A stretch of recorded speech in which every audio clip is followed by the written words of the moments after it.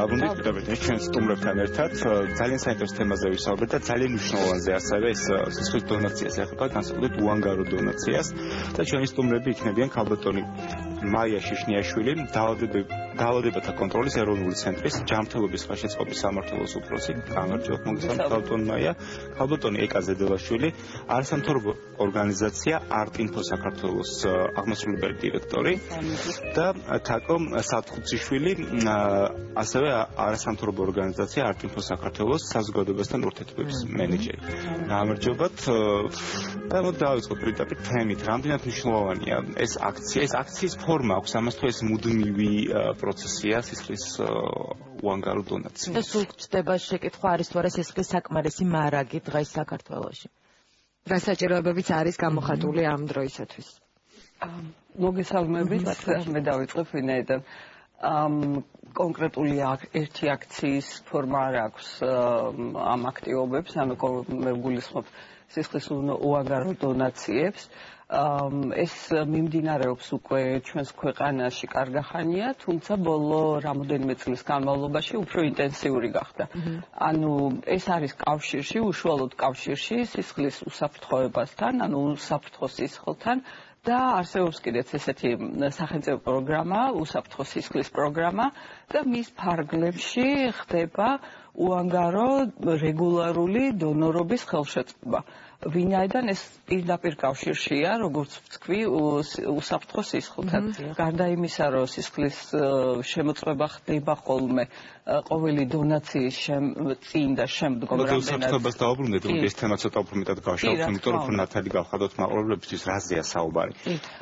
სწორედ მაქედან ვაპირებდი გადასვლას, ანუ გარდა სკრინინგისა, ძალიან დიდი მნიშვნელობა აქვს უსაფრთხოების თვალსაზრისით სწორედ უანგარო რეგულარულ დონორობას. ამიტომ ვცდილობთ, რომ პოპულარული გავხადოთ ჩვენს ქვეყანაში და ამიტომ ვცდილობთ, რომ ხელი შევუწყოთ სხვადასხვა ტიპის აქციებს, რომლებიც ახალისებენ ამ ასეთ ქმედებას თითოეული ადამიანის მხრიდან. ტერმინი თვითონ უსაფრთხო სისხლი რას გულისხმობს, რას ნიშნავს უსაფრთხო სისხლი? ეს ძალიან მარტივია, უსაფრთხოა ჯანმრთელობისთვის, ანუ იმ ადამიანისთვის, რომელიც იღებს, რომელიც არის რეციპიენტი. მოწმდება სისხლი და რაზე მოწმდება, მაშინ ამაზე ვისაუბროთ.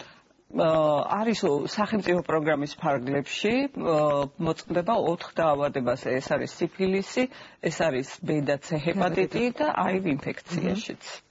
და ეს და ასევე ამ თემაზე მზადებდით, იყო ესეთი კითხვა, დაგვებადა ესეთი კითხვა, რომ ხშირად არის ხოლმე, როცა განსაკუთრებით HIV-ზე როცა ვლაპარაკობთ, არის ხოლმე მდგომარეობა, როდესაც არის ფანჯარა პერიოდი, რომელსაც სისხლი შეიძლება იმუნოლოგიურად არ ჩანდეს.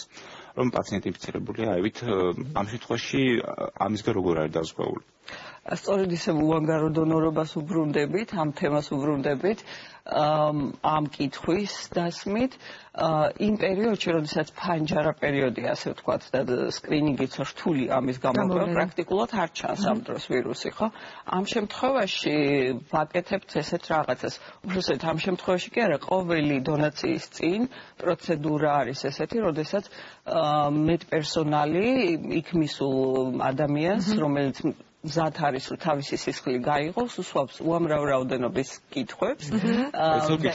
კითხვები არის სპეციალური კითხვები, ამით ხდება რისკ ქცევის გამოვლინება ამა თუ იმ ადამიანში. ალბათ არსებობს პაციენტები ამ კითხვის შესწავლისას არ იყვნენ ბოლომდე გულწრფელები. აი, სწორედ ამიტომ არის მნიშვნელოვანი უანგარო დონაცია და ამიტომ არის უანგარო დონაცია სწორედ დამატებითი დაინტერესება არ იყოს ასეთ შემთხვევაში. რომ ადამიანი არ იტყუება, რადგან მისი мотиваცია არის სხვა ადამიანის სიცოცხლის გადარჩენა და არის სხვა ადამიანის დაინტერესება და არა თქვა ფინანსური ინტერესი.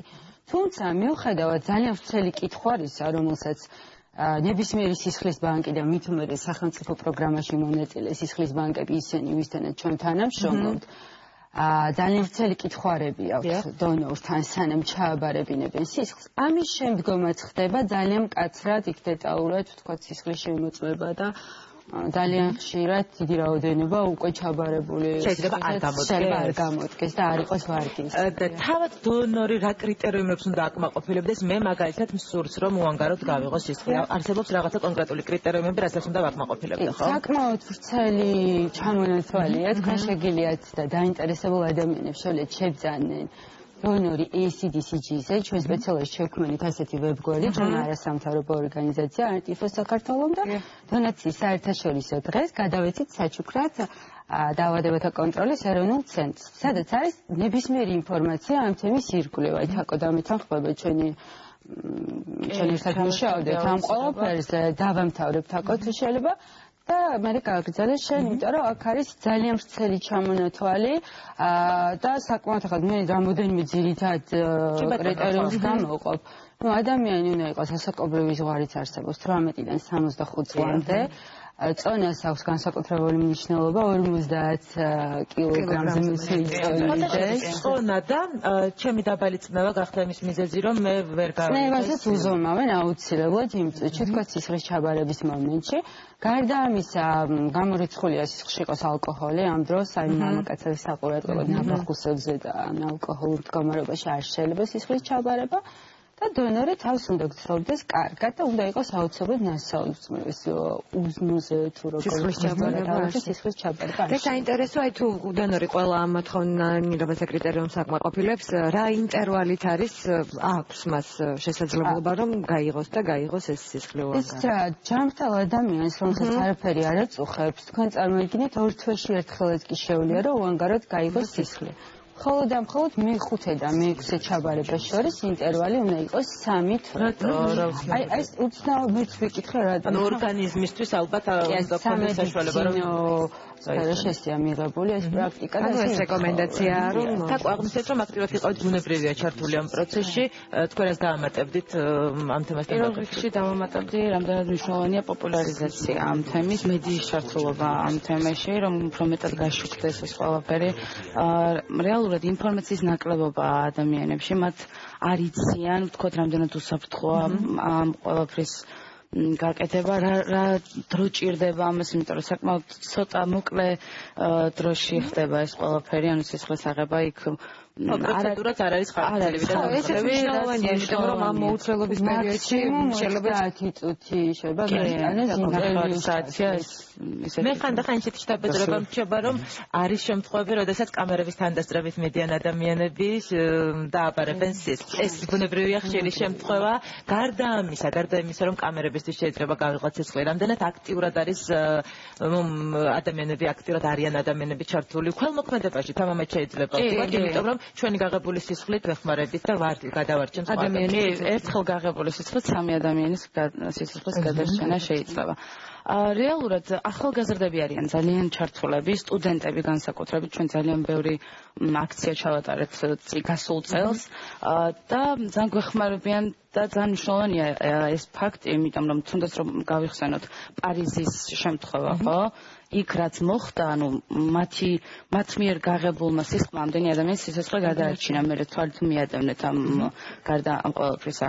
და საქართველოში რაც იყო იმასთან შედარებით საგრძნობლად გაზრდილია აქციების ფონზე გაორმაგებულია თუმეტი არა ზუსტი სტატისტიკა წამოსulis წინ გადავამოწმა დასამაგებულია პირიქით დასამაგებულია უანგარო დონაციის რაოდენობები ანუ 2012 წელს იყო პროცენტული წილი შეადგენდა 9.9%, ანუ სრულიად გაღებული დონორობის